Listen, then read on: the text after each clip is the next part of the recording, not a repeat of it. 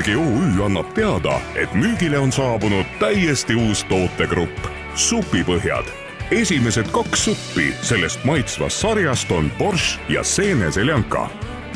Viibergi kasutab oma toodetes kodumaist toorainet. Uutes suppides on kasutatud ka mõõdukas koguses erinevaid maitseaineid, et anda supiarmastajale mõnus ja meeldejääv maitseelamus. Kuna supipõhjades ei ole lihatooteid kasutatud, siis on need sobilikud ka veganitele. Lihtne, kiire ja mugav valmistada. Siia tuleb lihtsalt lisada ainult vett, eks ole? Hea, kodumaise maitsega, vürtsikas. Täitsa hea oli natuke vürtsikas, päris huvitav. Mingi teistsugune maitse on hoopis siin sees. Mitte nii vürtsikas kui seljanka, aga ka teistsugune maitse. Hea.